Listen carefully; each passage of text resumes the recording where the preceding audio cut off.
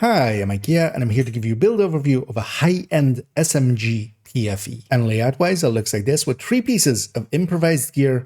We're taking that on the glove, the knee pad, and the holster slot, slots that normally would not have a mod slot, and then we're slotting in a protection from Elite mod into there, making this a build that can go up against elites pretty confidently. This is especially nice for fighting PvE rogues in missions and with control points, but also, for instance, some of the missions where there's a high density of elites, like the master missions, and sometimes as well in Countdown and such.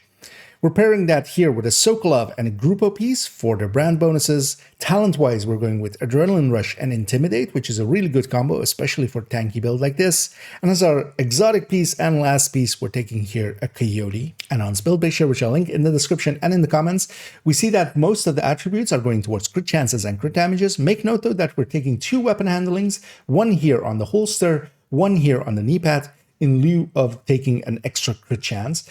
This way, with 1 crit chance mod on that SMG, which already, of course, has a ton of crit chance to begin with, we are landing on a perfect 60 crit chance. Together with 150 crit damage here, we're taking 2 crit damage mods on the weapon as well. We're doing this way as well because some weapons, like this attack vector, cannot take 3 crit damage mods on itself because it doesn't have a long underbarrel rail for that crit damage mod. Then also on this build, I do have 6 13 PFEs, which is pretty rare and pretty hard to get.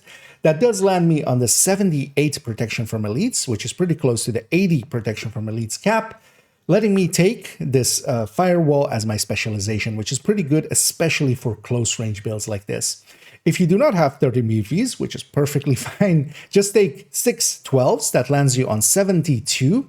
Then instead of taking Firewall, take Survivalist instead for that 10 PFE that it provides, letting you reach the 80 PFE cap.